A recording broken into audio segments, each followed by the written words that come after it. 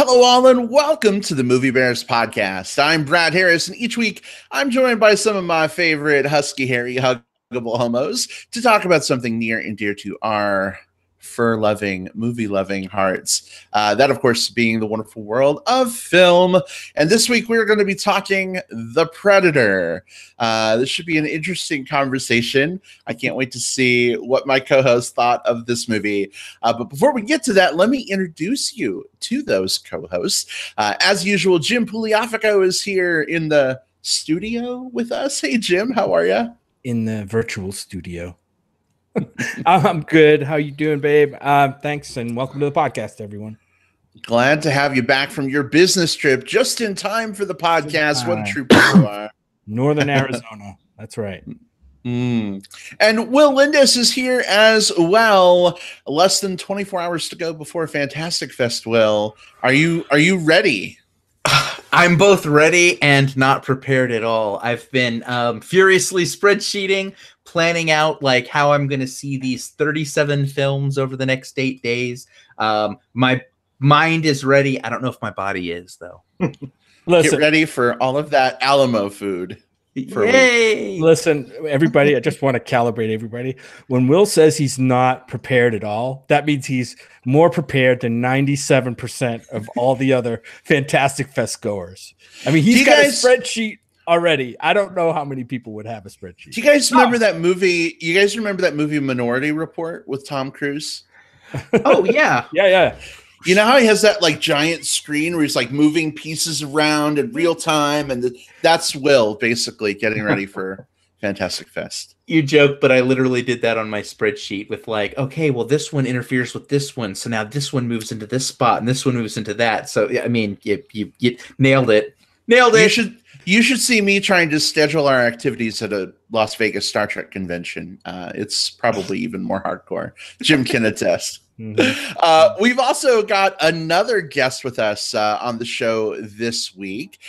We are very excited to welcome back our very own Magic Mike Lovins, who now has his own podcast. Hey, Mike, how are you? I'm great. Thanks for having me back. Always a pleasure. Hey, for our listeners who are not aware, give a quick shout out to your show for us. Tell us a little bit about what your stays. So my show, it's an audio only, so unfortunately you don't get to see this during the show, but it's called The Real Gay Movie Show, and it's inspired by my time working with you guys from time to time that I started my own movie podcast. And it's an awesome show. We definitely enjoy. Thank you. How are you finding that experience, Mike? How is it like being responsible for your own like show? And it's there's a lot more time into it than I thought. And I have a co-host on the show, but he's very lucky. He shows up to my house. We record the episode, and then I take care of all the goes home and the promotion. Yeah. So. But I wouldn't have it any other way. So you're saying this, you have to make a big time investment for the podcast that you do? Yeah. You're doing it wrong. You're totally doing it wrong. Yeah, right. All three of us just like rolled out of bed and the podcast happened. There's not a lot. No, Mike, it's funny that you mentioned that he just shows up, records, and then you do the rest. You've heard of blow and go. It's a record and go. Well, we are thrilled to have you back with us, Mike. Unfortunately, it's not a Magic Mike movie episode this time around. I don't know if we're going to get a Magic Mike 3, but stay on tonight, I guess. I mean, they don't have to. We could, we could slather ourselves in mud since we're talking about the Predator, or whatever. But on you.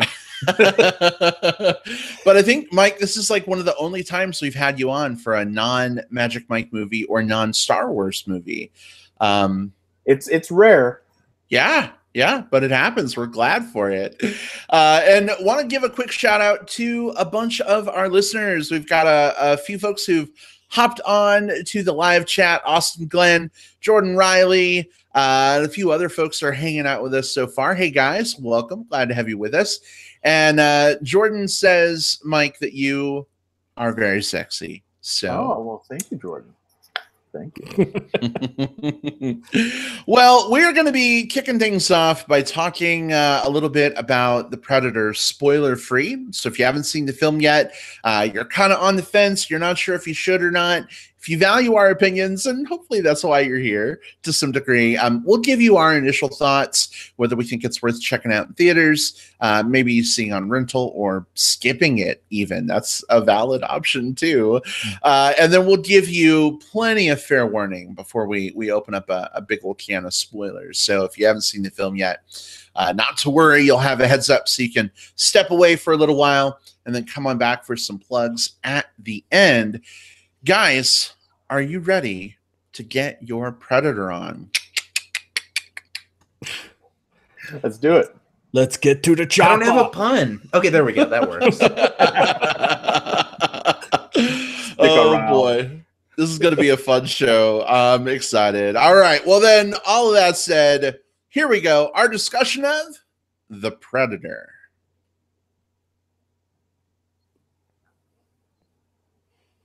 You know, it's interesting. Back in the 80s, when I heard Predator, it made me excited for a super cool action movie. Now, when I hear The Predator, I think of that To Catch a Predator TV show, and it's a little bit of a different feeling. Yeah, A little bit of a different one, although the mashup potential is definitely there. Oh my gosh. I think I'm we just had that thinking this through the movie already possibilities. between what's on screen and what's happening off screen. I think we kind of had that already. Well, we didn't quite have like Chris Hansen like smothered in mud, you know, saying like, "Hey, who'd you bring those wine coolers for?" Like, we didn't get that. But now that's exactly what I want. Can we make that happen, please? That's the Predators. to catch the Predator. Yeah. Oh, we got to make a Movie Bros podcast spoof video, guys. That would be incredible. But hey, let's talk about what we're actually here to talk about. So here's what we're going to do. We're going to kick things off. Jim, you're going to give us, I believe, an introduction to this film. I'll try. And then we'll kind of go round robin style. We'll give you our initial thoughts as to whether we think you should check it out or not. And again, we'll give you plenty of fair warning before we go into spoilers. But Jim, tell us a little bit about the basic setup of The Predator. So we have, let me see, it's been about 30 years, a little over 30 years since the first Predator movie came out, right? In 87. Is that 30 years? Yeah, it's about 30 years. Which sounds crazy. I mean, it sounds like that movie wasn't that long ago, but it was a long time ago. So this one is called The Predator. We've had, 5 other Predator movies at this point? Is this the 6th one? I think. I'm not sure. We can probably Alien versus Predator, I think. Oh, yeah, 6 if you count the 2 AVPs. Yeah. Okay. So this one's 6. This one would be 6. Because Predator 2, the 2 Aliens versus Predator, the Adrian Brody one, and then this one. Yeah. Okay. So this one, directed by Shane Black, who also the director on Iron Man 3, if we remember that, had his hands in writing a lot of other properties that we can get into too. Also, I'll read the IMDb plot summary on this one, because this is one of those plot summaries that I read, and when I read through it, I'm like, is this like the same movie that I just watched? Because I'm not sure that the plot summary is great. But here we go. When a young boy accidentally triggers the universe's most lethal hunters return to Earth, only a ragtag crew of ex-soldiers and a disgruntled science teacher can prevent the end of the human race. So there you go. And we'll talk about that, because I don't know. I read through it and I'm like, I'm not sure I remember why that is, but anyway, and this movie has a really good cast of characters. It's a lot of names you may not recognize right off the bat. Some of them we will, like Jacob Tremblay, child actor that's in this movie as the little boy, Rory. We got Keegan-Michael Key, who's pretty recognizable right off the bat. Olivia Munn plays the so-called science teacher at the beginning of this. Sterling K. Brown. If you guys have watched I think it's a HBO series, or is it Netflix series? I forget. This Is Us. That's a broadcast TV series. Oh, it is a broadcast TV. Okay. Is it NBC? I think maybe. But we watched it, and he's very good in it, and I think he's very good in this movie too. We'll get into that. Thomas Jane from The Expanse, I think we've seen him in. Alfie Allen, we've seen in Game of Thrones. So we have all these familiar faces. We even have a Busey in this movie again. Jake Busey, who is, I think, the son of Gary Busey, if I'm not mistaken. So we've got a Busey back in the Predator series. So there's the basic setup. We saw it on a weekend with a crowd. I don't know if this movie is a this one wasn't a crowd experience kind of movie, at least for me, like some of the others we saw are. But I want to hear what our guest thinks of this movie first. So, Mike, kick it off. What were your thoughts on The Predator? I'll tell you, I was nervous going into it because I'd started hearing some of the early reviews, and it didn't sound like people were really enjoying this movie. But I got to tell you, I actually did. I thought that if you really kind of go into it, thinking of the tone and the feel of the original, I felt like that this movie actually did a pretty decent job of keeping with that tone. As far as like dumb jokes and one-liners, even though some of them are just recycled. But I was pleasantly surprised. If somebody asked me if they should see it, I would actually say yes, if you liked the first one. If you didn't like the first one, you might not like this one. So sounds like this is definitely a recommend for you, Mike. I think so, yeah. Excellent. Well, glad to hear that. As we kind of unspool our opinions here, I'm curious if we'll continue that train. I'll say for me, I liked it enough. I was entertained by it, I guess. It was fun to go see this in a theater on a big screen with a great sound system. Yeah. I mean, this is definitely a great big action / sci-fi movie, right? So definitely cool to be able to see it in that setting. I would say though, Mike, maybe I come down just less so than you. To some degree, I felt like this movie was just a big retread from the previous films. Okay. And I think that's a little difficult in terms of the job this movie had to do, because there are so many films that have come beforehand. It's like, how do you do something new with this franchise? We'll talk more in spoilers. I think that's kind of maybe what they were trying to do with the little boy character being so prevalent in this film, and, maybe trying to take things in a little bit of a different direction. But I felt like by and large, this is kind of forgettable, in terms of some of the other Predator films. You think about like the first couple of movies, not that Predator 2 was great. It wasn't in my book.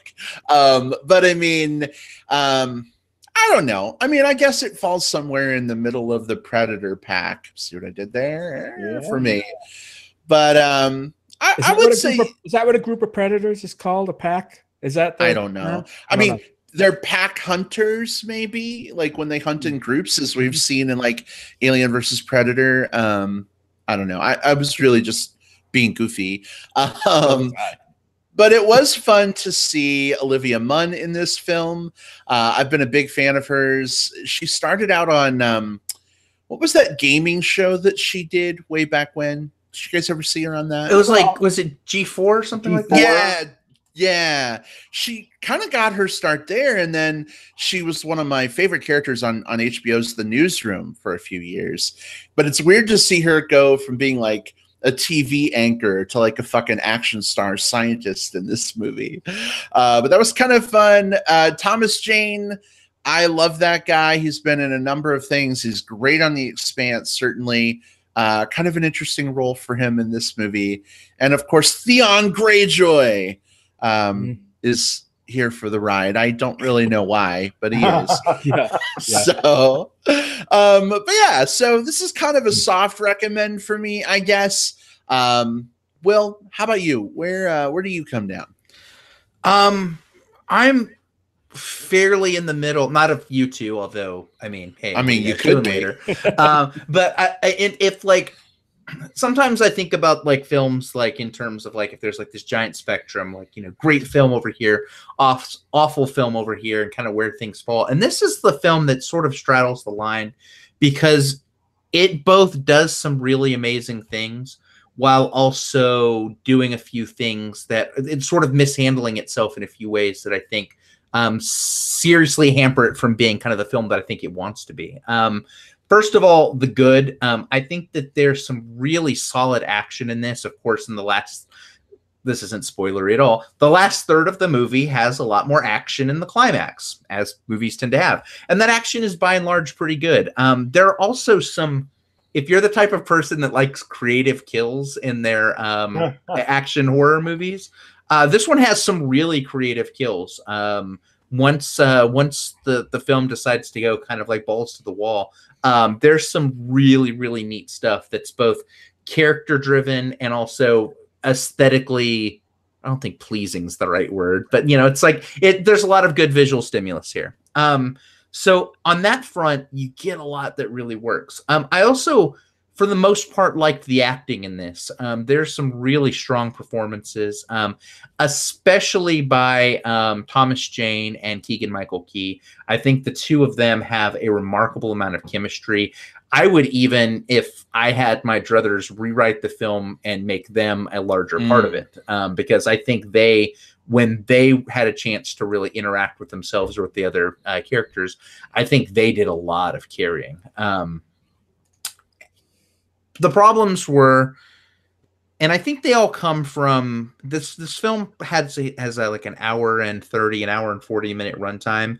And I feel like this is the type of movie that probably needed another 15, 20 minutes on it somewhere, because there are spots of this film that just feel like it's diced down a little bit more than it needs to be. Specifically, there are some supporting characters in this, like the Alfie Allen character, like the Jacob Busey character, like even to a degree the Augusto Aguilera character, Nettles, who they have interesting things happening on screen, and then it doesn't go anywhere, or it doesn't have like satisfying payoff, and you feel as though there was something shot. I don't know for sure, but you feel as though there was something shot that just didn't make it to screen. And I wanted to see that. I liked these characters.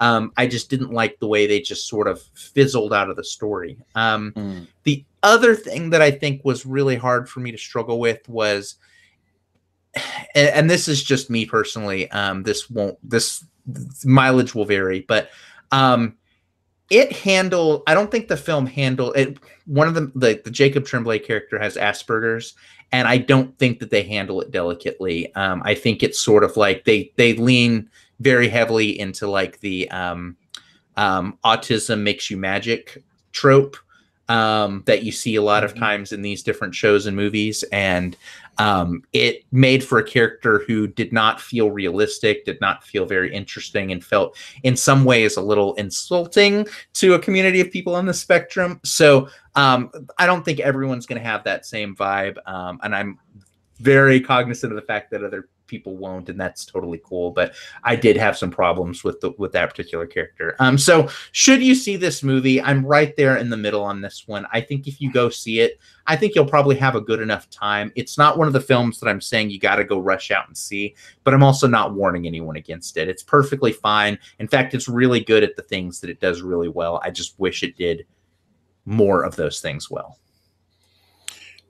All right. Understandable. I can't wait to unpack some of those things with you, Will, because I imagine we may have some similar thoughts. Jim, how about you? I mean, you kind of introed the film for us, being maybe the most of a newcomer to this franchise in a way. I'm curious where you come down. Yeah, you guys hit on a lot of the things about this movie, that some of which I liked, some of which I didn't like. I don't think this movie is an improvement in really in any way on the original movie. I don't. I think this is a lesser. I think this is a lesser film than the original film. Obviously, that film is kind of iconic at this point. So many quotes and pretty solid action, pretty scary. Antagonist. In terms of the horror aspects of maybe the original movie or some of the other movies, this one doesn't have that. But it's hard to continue a horror angle on a movie like this, where you've seen the antagonist, predator creatures, on the screen like 5 or 6 times already. The scariness is kind of taken out of them at this point, and it just becomes like a combatant at this point, and it becomes more of just a flat out action movie. And that's okay. That's not necessarily the fault of this movie. I don't think it's trying to be a horror movie. I just don't think it's as good of a movie overall. I think I was on board with this movie really solid at the beginning, and that's because I think some of the character work was great.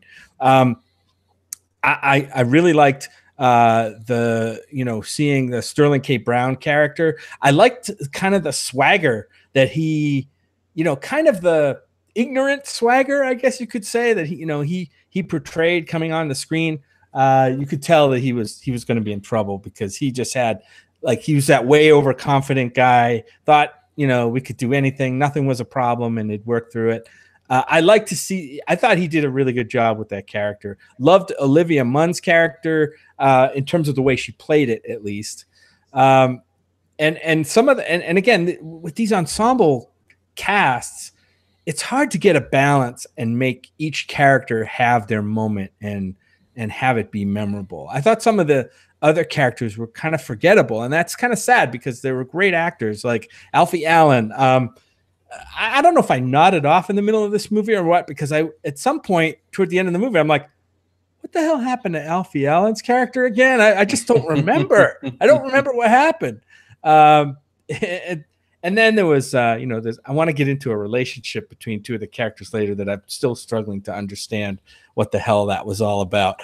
But there were some, like I said, the first part of this film, I was totally on board with it. And then some things happened that I thought were just kind of silly contrivances and things that I won't get into now because they're kind of spoilery. But in the end, I will say, look, unless you see this as a curiosity to see how it stands up for you against some of the original films that you may have liked, that's the only reason I would recommend this, is as a curiosity. Again, I don't think it's as strong as the original. So it's one of those movies where you say, why bother? Like, are they going to try to resurrect a Predator verse again, and have multiple movies?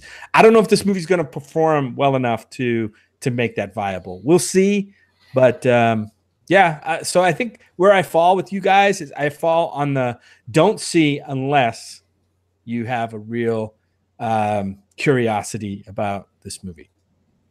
All right. Well, not exactly a super huge, wonderful, glowing recommendation synergized between us, but definitely interesting that we're kind of all up and down through the spectrum of opinion there. Jim, you mentioned, is this movie going to make enough for a sequel or not? Is it restarting the franchise? The production budget was $88 million. And taking a look at totals as of yesterday, weekend was 25 or 26 or something. Yeah, and looks like as of yesterday, we're up to just over 29 million. So I mean, obviously, it's going to be around theaters for a little bit, but it maybe could be in a little trouble. I don't know. There's some other big things coming that It's doubtful that Fox was happy with that box office weekend number. Probably not. Yeah. Which puts any further movies in this franchise kind of at risk. And there's other things going on outside of the actual movie that we can talk about in a little bit. I don't want to dwell on them too much because they've been in the news around Olivia Nunn. You guys have heard that, yeah? You mean the Predator that starred in The Predator? Yes, the Predator that was hired by Shane Black to play in the movie The Predator. That Chris Hansen apparently missed. Yeah, he got through. I'm sorry. I shouldn't joke. No. Anyway, I can recap it really quick if that's okay. Yeah, of course. I think it's fine. So apparently, there was a scene shot in the movie that featured I guess a friend or an acquaintance of an actor friend of Shane Black's, who played a character in the movie who had a scene with Olivia Nunn. And after that scene was filmed, Olivia Nunn found out that this actor was a convicted sex offender for something that happened several years ago. However, she was never told of this. And I think I don't know what the scene was that was cut, but I think it was something about he was hitting on her in the movie, I think was the actual scene, ironically. And so when she found this out, she went to the studio first and asked that, hey, you got to cut the scene out. This is not right. The guy caused harm to someone's life.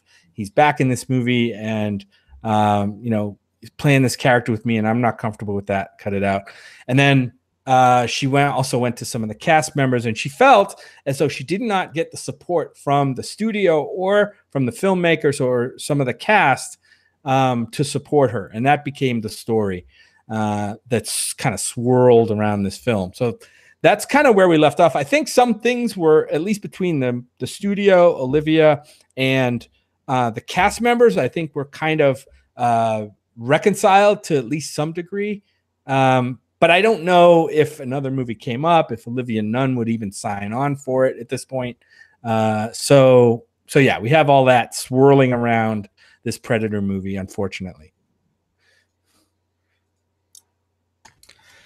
Yeah, it's not the type of news that you want to go into a movie like thinking about, right? Like it's no matter like if this were the best movie of the year, the worst movie of the year, it casts a shadow over the viewing experience just knowing that this was some of the behind the scenes stuff. And when you're in like the kind of the let's see what's happening in the movie news sphere world, like like the four of us are, like these things can sometimes be hard to avoid, to sort of like go in, clear of. So yeah, it's unfortunate to hear about. It's unfortunate to hear that it went as far as it did, especially in the current climate. It's unfortunate that the only fix to it happened with it having to go kind of public the way it did. It's just unfortunate all around.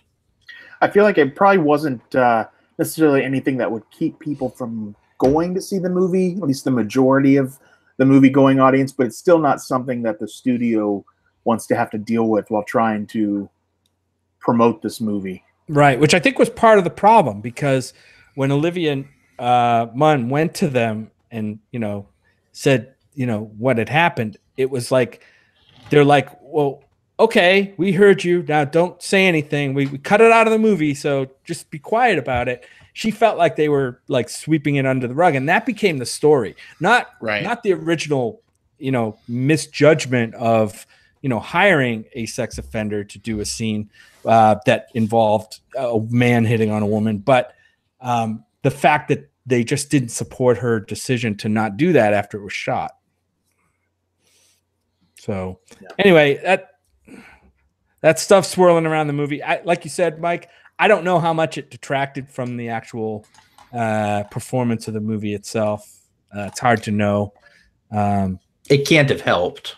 At the very least. Yeah, I don't think it helped for sure. Indeed.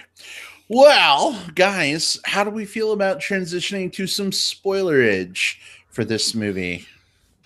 Yeah, there's a lot to talk about, I think. Let's do it.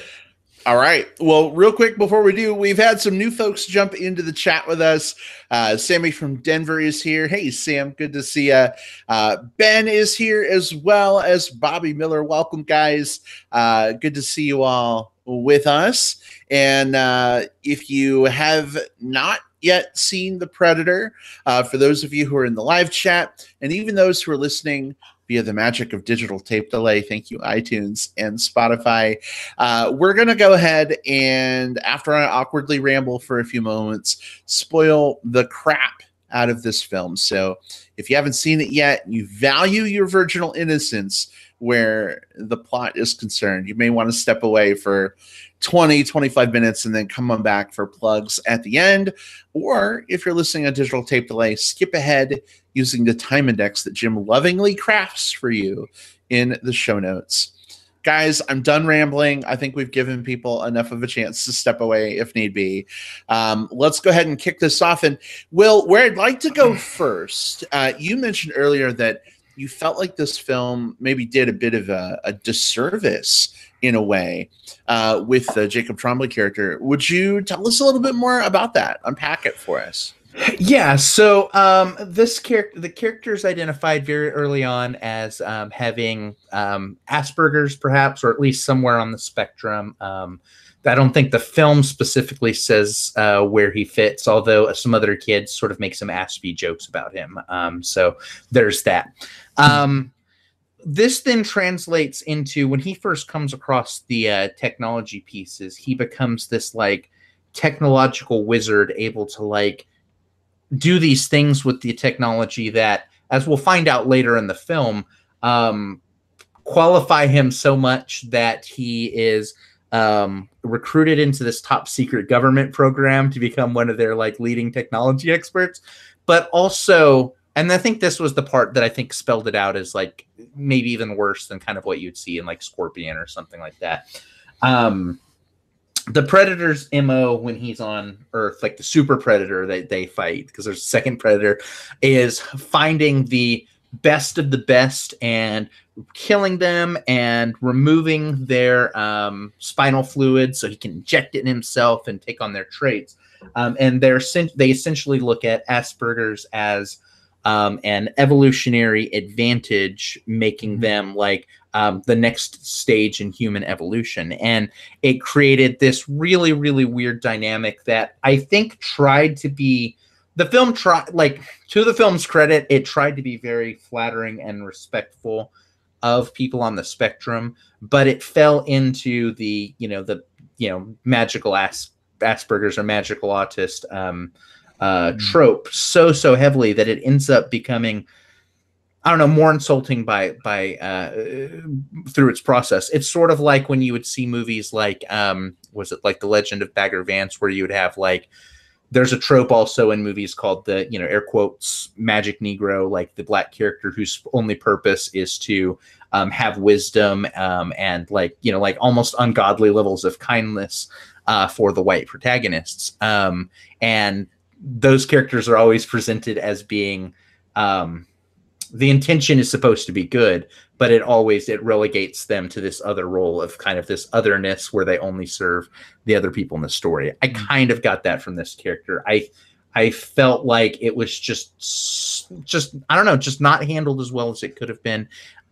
So much so that whenever that character was on screen, I was taken out and I kept thinking about just like what they were doing, how they were going about it. It was uncomfortable.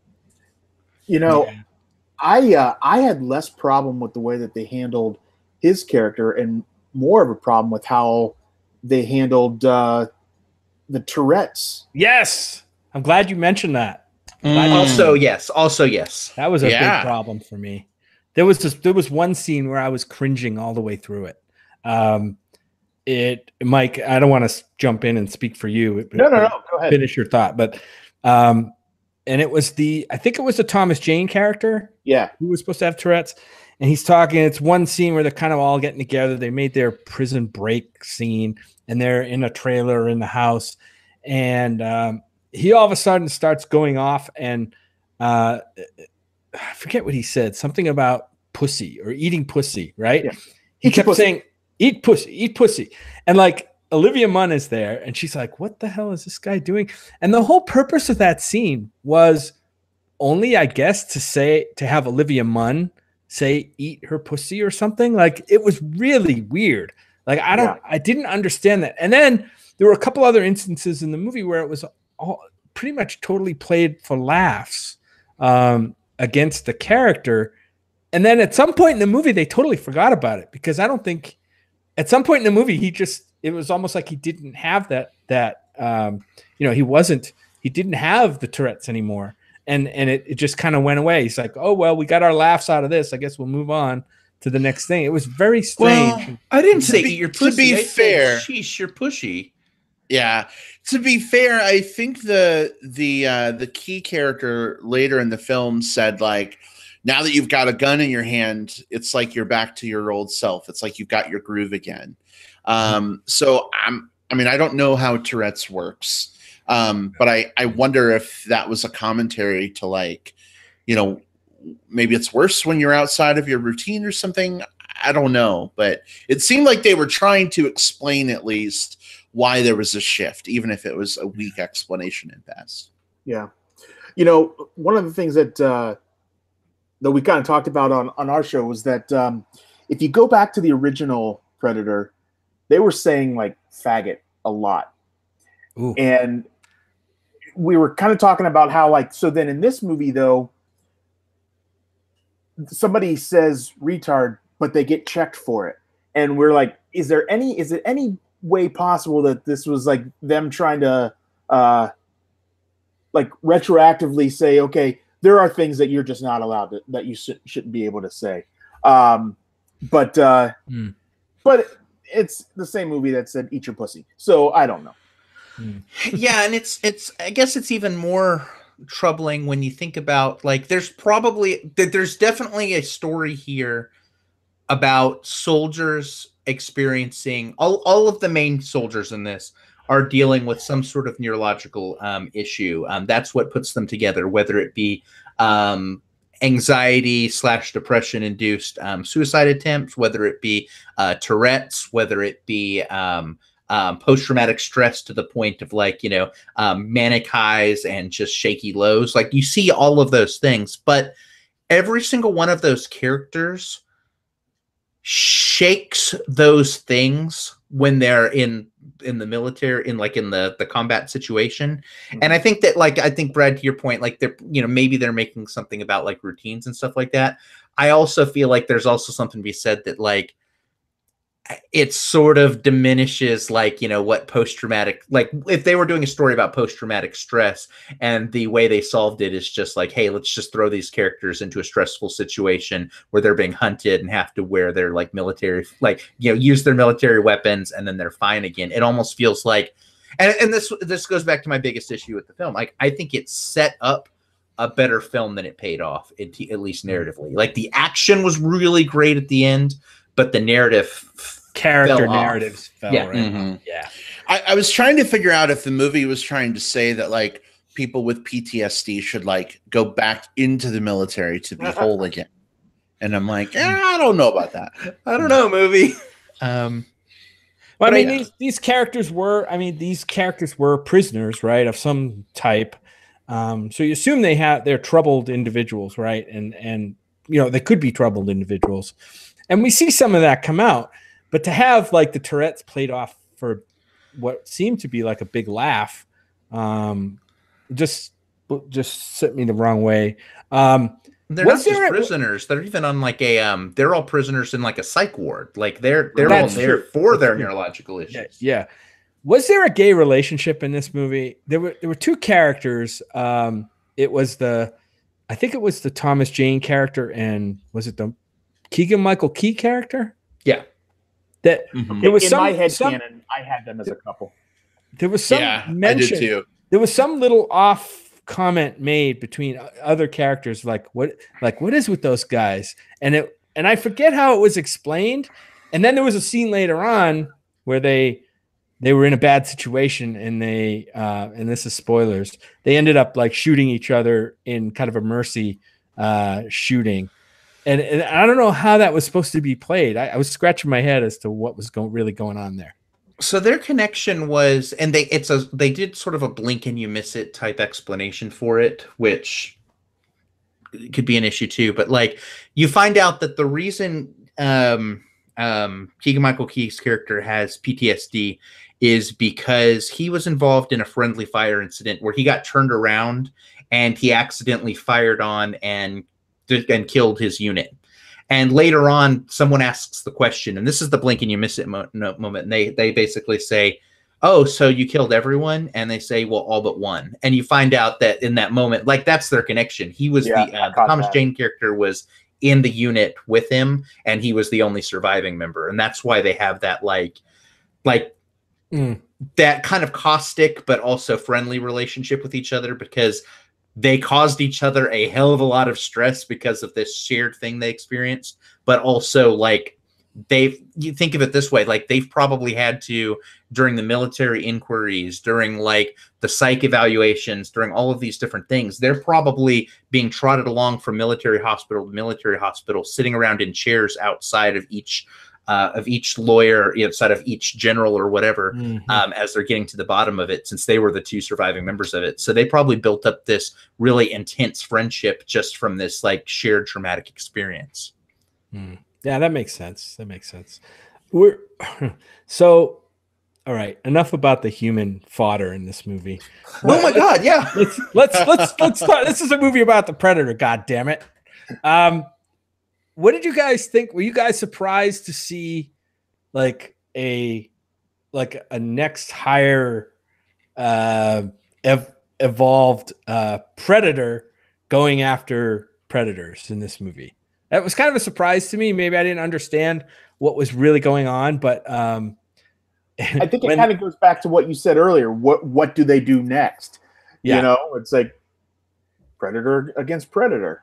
So we have regular Predator, and then we have this just bigger Predator with two dogs. Predators. Well, okay. So here's the thing. I was fine with it until the end of the movie. In the very like closing moments of the film, we find out what the space MacGuffin really was all about, right? It's this new predator hunter killer suit. And I'm like, wait a second. Like, why didn't this like original predator that like apparently was bringing this thing to Earth, like, why didn't he use that against the predator that's hunting him? Like, it didn't really make any sense to me. Like, he knew where the ship was because he crashed in the ship. He could have got there. I don't know. It didn't make a lot of sense to me. Very loose. Yeah. And I didn't like the dogs at all. I thought the dogs were a huge distraction. And then they shoot one right in the head or whatever. And all of a sudden it just turns to a friendly dog. They lobotomized a dog into friendship. With a bullet. Yeah, with a bullet. Yeah. That was just really weird. Like we didn't really need the dog thing. I don't know. It seems strange. Did any of those predator dogs actually kill anybody? I don't know. One of them got torn apart, right, by the big predator. The one got torn apart. Was it? I feel like apart by something. Didn't the good one, like the good dog, didn't it help them against the when they just decided to kill all the government agents? I feel like it helped them kill one of the government guys. Yeah, I thought I saw it. I thought I saw one of them like rip a person apart. Maybe, but I just feel like they didn't do what they were there to actually do. A whole lot of like a whole lot of squeeze for very little juice out of those dogs. Like they have a lot of run time. I mean, here's the thing. You know, Theon Greyjoy was in this movie.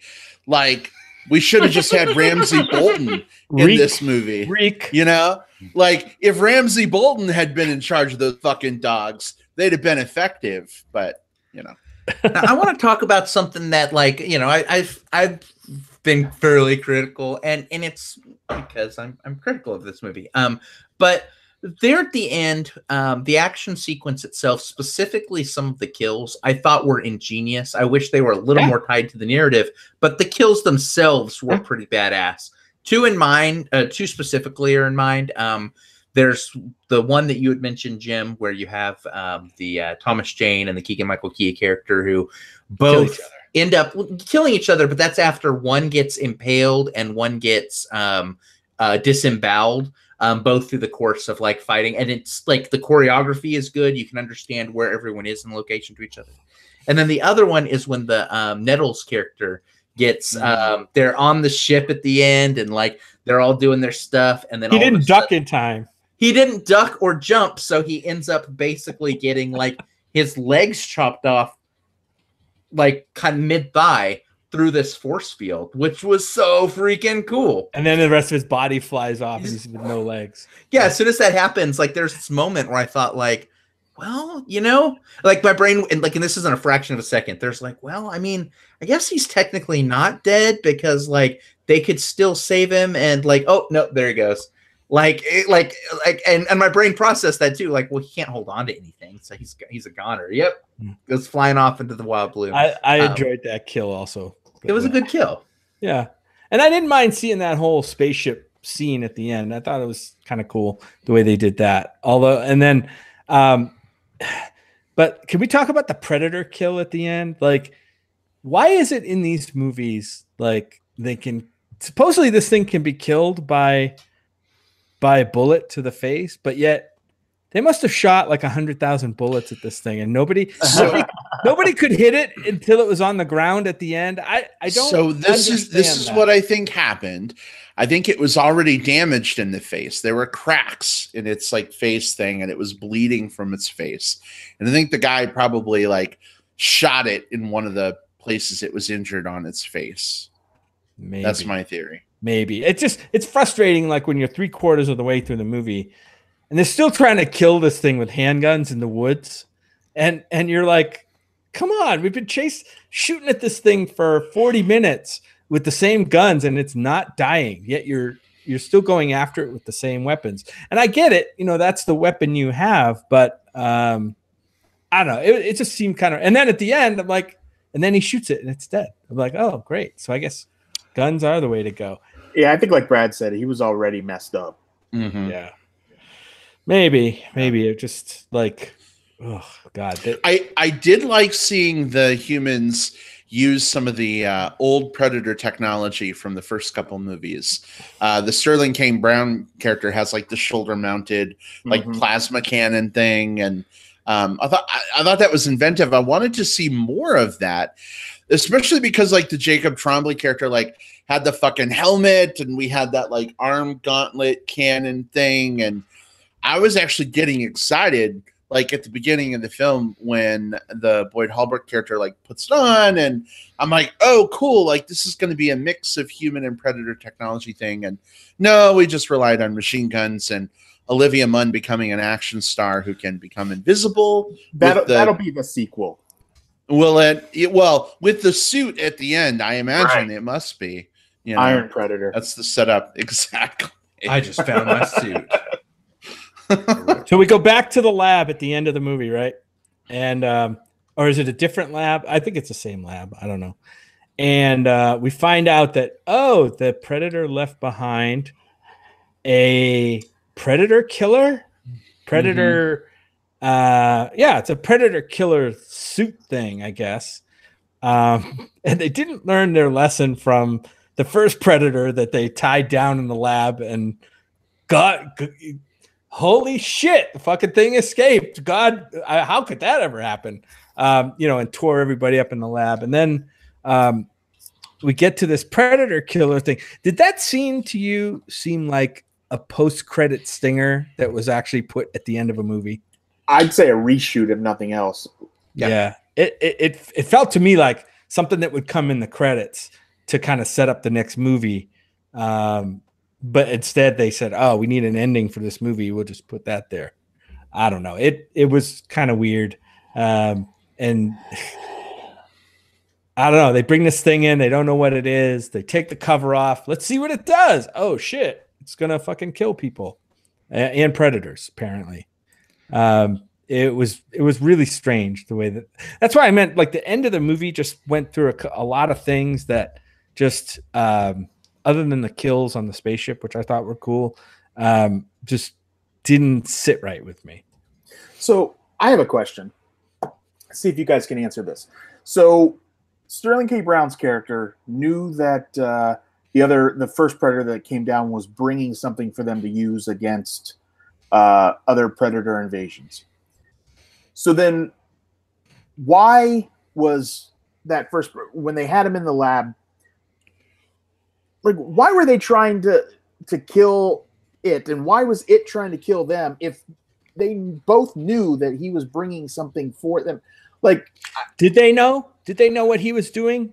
I think they may have found out later, because I remember there being a scene where, like maybe around mid-movie, where the Sterling K. Brown character and the random generic white dude who was walking around with him, I don't even really remember the character or the actor's name. That was me, Will. Yeah, that was Jim. It was so when Sterling K. Brown turned to Jim and they were like looking at some things, and they're like, "Oh, look at this trajectory!" And if you look at this, like they were, I seem to remember them kind of uncovering some things in mid movie. So maybe that was where that is, but I'm not. I actually thought it was the Jacob Tremblay character who like hacked the Predator computer in the ship that figured out that he was bringing something to help them. That was later in the movie. Oh, maybe. So they didn't know. They didn't know. I mean, it knew that it was trying to bring something to protect humans from predators, yet it still was programmed somehow to kill every person with a gun. Yeah, right. It was weird. Yeah, that's what I didn't get. Like, if this thing is like bringing something to like help Earth, like, why isn't it establishing a dialogue with the first human it finds? You know what I mean? Like, hey, I brought you, Brad. I brought you the space MacGuffin. Do you want it? Here you go. You know, no, let's kill each other instead. Yeah. Okay. They set up something in the dialogue that actually disappointed me in it being like a crazy robot predator suit, because they mentioned like so the story of this of the world of the predator is like, so the predators come and they hunt every so often. And they're always looking for these worthy trophies, like these, like, these people that were worth hunting. But they've been coming more and more recently because they know that Earth is on, climate change and stuff like that. Like, we don't have a ton of years left. And so they're upping the frequency of their hunts. And then they say later on, like, okay, yeah, and this one predator broke off from the other predators, and he brought us something to save us. I thought it was going to be like, it was going to go into some sort of like storyline about like, maybe it was something that would be like a power source or a food source or like something to like kind of prevent like the inevitable destruction of the Earth. And like, that would make the stakes like really big. Like if this one alien was, bringing us something to like, keep our species around longer. And instead it's just like a robot suit to fight this other predator that we just killed. Right. And I think spoilers for Arrival, by the way. One of my primary problems is like, I didn't understand why one predator would bring a predator killer suit to kill other predators. Like, when I thought maybe it was something that was going to turn Earth into like a extended nature preserve where they could like keep hunting, I was on board. I was like, okay, that makes sense. Whatever. Like, maybe it reverses global climate change or something. But yeah, I don't know. The suit was stupid. Pissed. Something they were making. He was a Rudolph. They were making fun of him on the Predator planet, and he got really butthurt and pissed off. And he knew the predators would be coming to Earth for more spinal fluid. So he says, "Fuck you guys who are making fun of me. I'm going to give these guys the predator killer and fuck you all up, and you won't get what you want just for making fun of me." I want to watch the version. I want a, like, what's it called? Like Bass and Rankin stop motion animation of Rudolph the Red-Nosed Predator. And what's great is it's right there because they already have that little like 3 laser sight. Like, that would be a Christmas classic treasured by all children far and wide. I need this. Make it. Welcome to the island of misfit boys. And you have your army people. They're all Jacob Tremblays. Thomas Jane has the square wheels.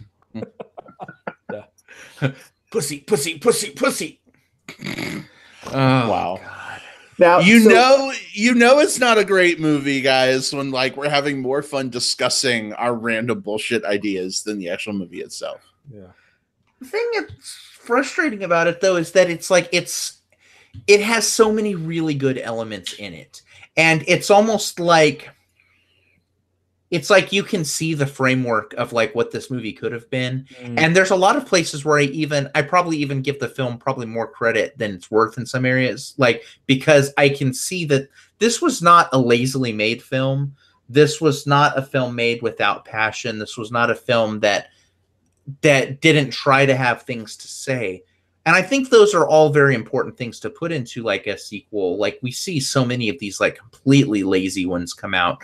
I like the Independence Day remake that just felt like it was, you know, a day late and like way too many dollars short. This one here had so much potential and it tried so very hard. The disappointing thing is that somewhere along the way, some of those things didn't translate. And I really do feel that a lot of it comes from, I would imagine there was a lot more that was shot outside of the Predator stuff. I imagine there was a lot more that was shot or pinned that either didn't make it to camera or didn't make it to final edit that would have probably made this a much better movie. I mean, let's not forget Shane Black was in the original Yes, Predator. Yep. So this is, I'm sure, was a passion project for him. So I'm sure he went into it with every bit of an intention to make a great movie. You know, I don't know how much studio interference there was. I think I had heard that that it did go through a bunch of reshoots, and so you know, who knows how much of his original vision then was on the cutting room floor. But yeah, I think, like Will, like you said, the framework was there for a really good movie. Mm-hmm. The execution, though, maybe not so much. I mean, the executions were great, but just uneven, you know? Just a bit uneven, a little too uneven. Every so often these films come out, and I think this would be a really fun, like Brad, write this one down as like a potential topic for us, because I think this might be a fun one.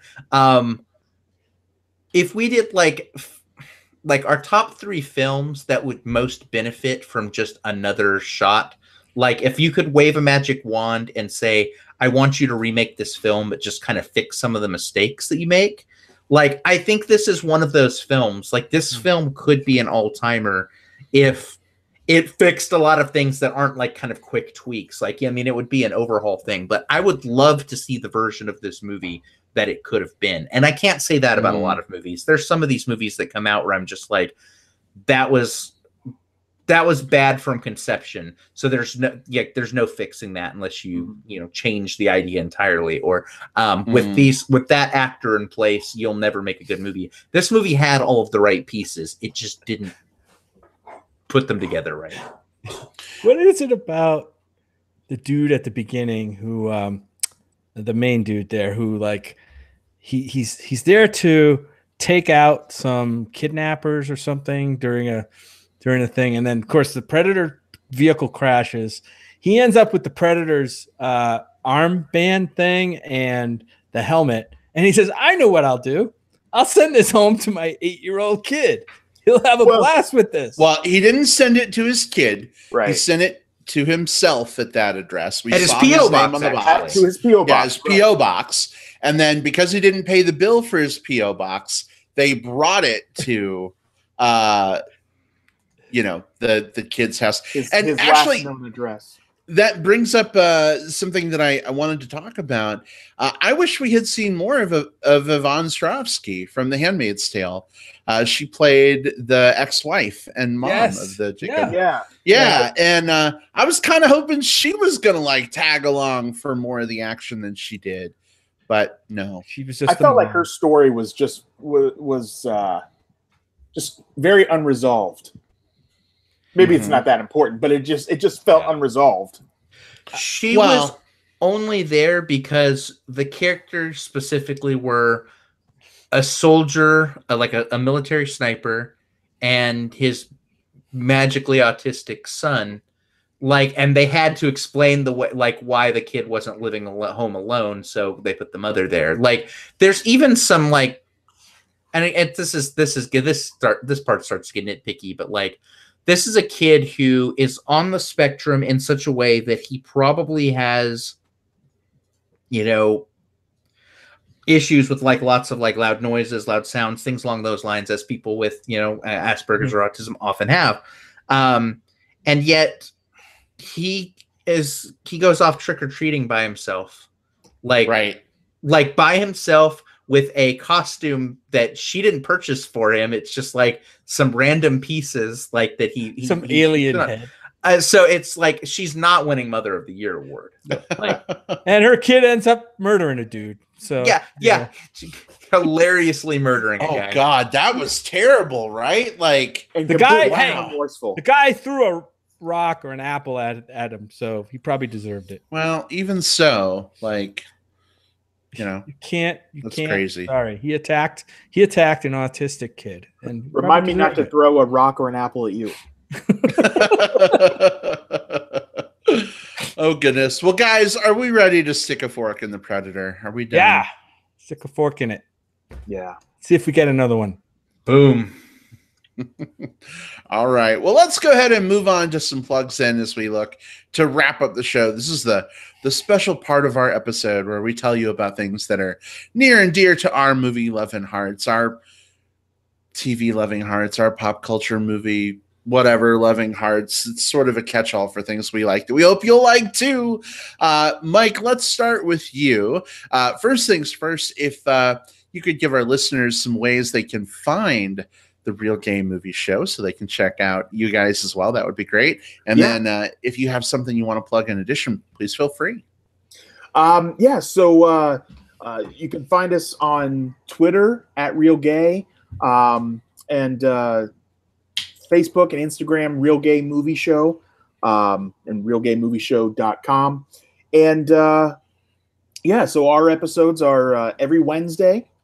And we also occasionally do, here will be my other plug. So we just put out a special episode that went out last Friday, and we do once a month a Rainbow Rewind, where we talk about a movie that's maybe more in queer culture than just the typical movies that are coming out each week. Typical Predator movie. Yeah, exactly. And this last one, we talked about another gay movie, which if you have not seen that movie, you don't necessarily need to. But our discussion about it is pretty entertaining. So, and you can find me, myself on Twitter too, at just at Mike Lovins. Yeah. All right. It's a great plug, Mike. I've listened to the show a few times, and you guys are hilarious together. So I recommend, guys, if you want a really good laugh, and you'll get plenty of laughs from us, but if you want other laughs, go listen to Mike's show, the Real Gay Show. And by the way, it's REEL, right, Mike? Correct. Yes, that's right. It's REEL. Okay, cool. It's a clever movie pun. Yes, it is. I try. Film reel. Keeping it real with Magic Mike Lovins. All right, excellent. Will, what have you got this week? Mine's going to come as absolutely no surprise, probably especially to Jim, who knew what I was going to plug before I started plugging it. Yeah. I'm going to plug the movie Mandy. This movie is it's out in theaters in some places right now, very, very limited, but it's also on Amazon like Prime Video and iTunes for rent right now. So it's doing one of those in theaters and VOD streaming things. It's directed by Panos Cosmatos. He's the dude that did Beyond the Black Rainbow. Stars Nicolas Cage and Andrea Riseborough. And it's the story about this, like, it's set in the 80s, and it's about this this dude, Nicolas Cage, who, after something happens to him, he becomes unhinged and goes for revenge. This is one of my favorite movies of the year, and it's not going to be for everyone, and that's very okay. This is a very stylish movie that combines elements of like Clive Barker, kind of acid washed color palettes. Jodorowsky is in there a little bit. The animated heavy metal series from like the 80s, that's dashed in here, and like Italian splatterhouse horror. Like all of that is put in the blender here, along with Johan Johansson's last score, unfortunately, before he passed away.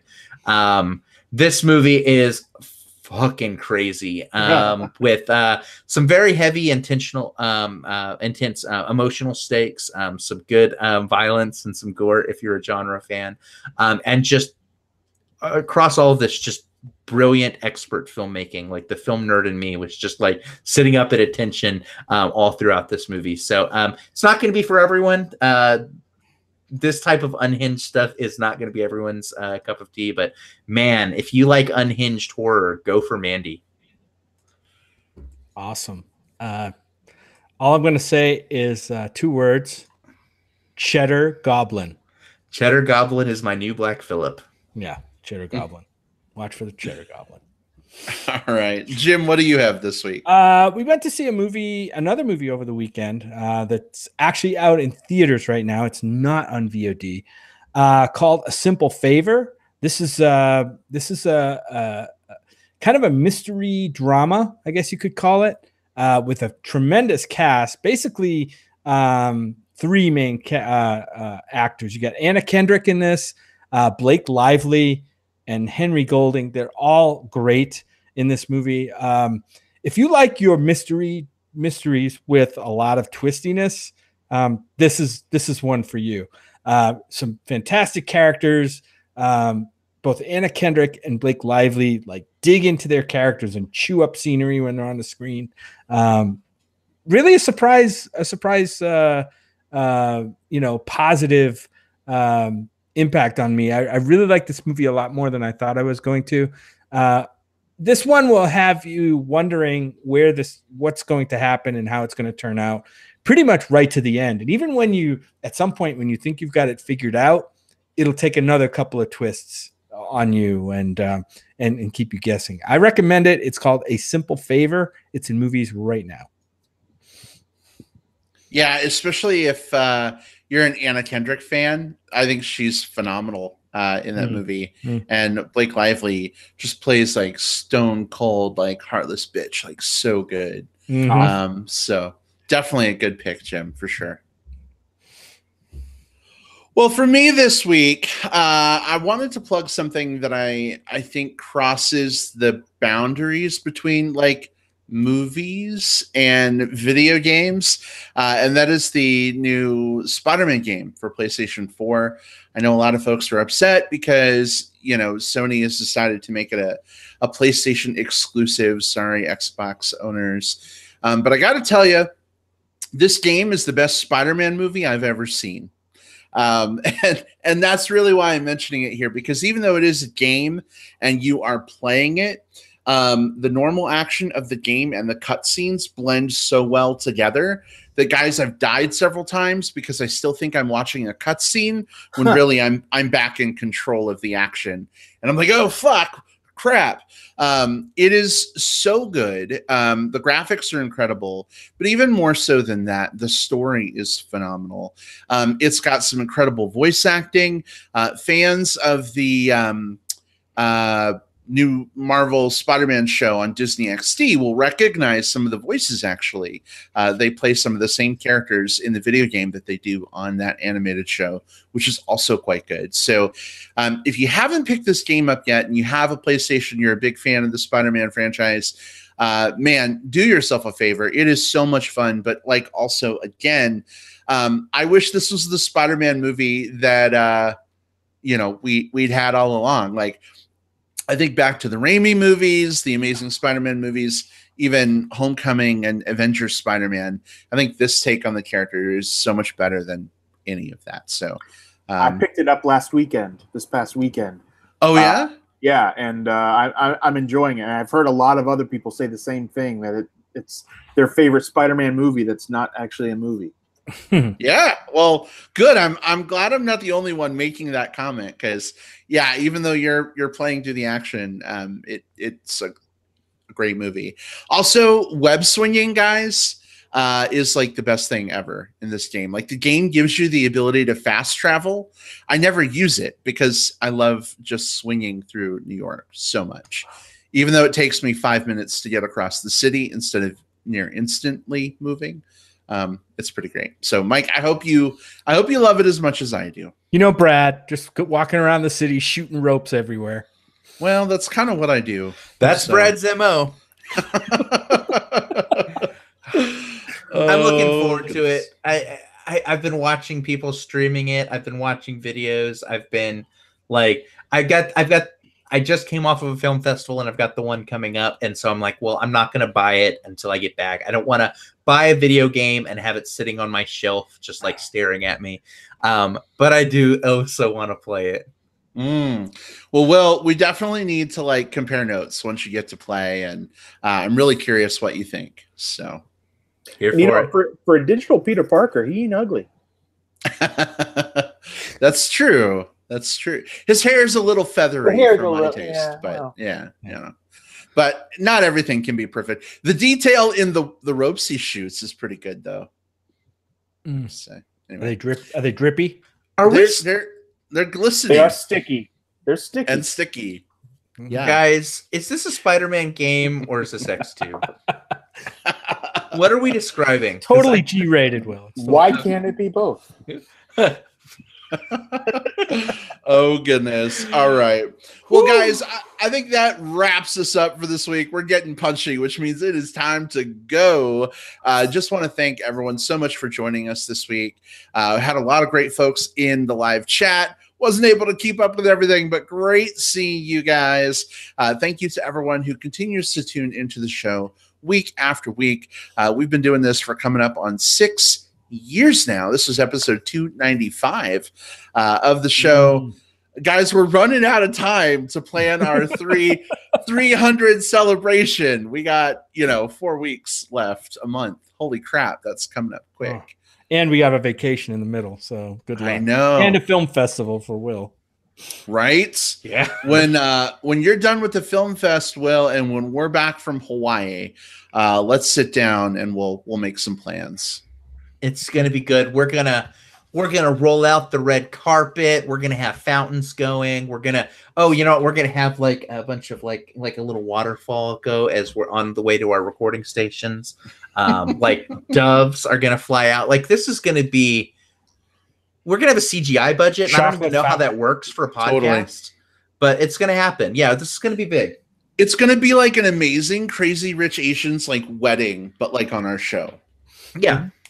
Yeah, that'll be it, right? It'll be the podcasting event. Don't get your feet wet of the year.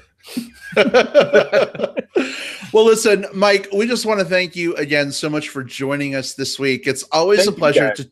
Of course, yeah, it's always great hanging out with you, and of course, we can tune into your show, which we adore, but it's not the same thing as having you on with us. So, thanks again for joining us, and I know we don't get many non-Star Wars, non-Magic Mike movie opportunities with you, but if there's ever something you want to review, just like with the Predator, let us know. We'll be happy to have you back. Great.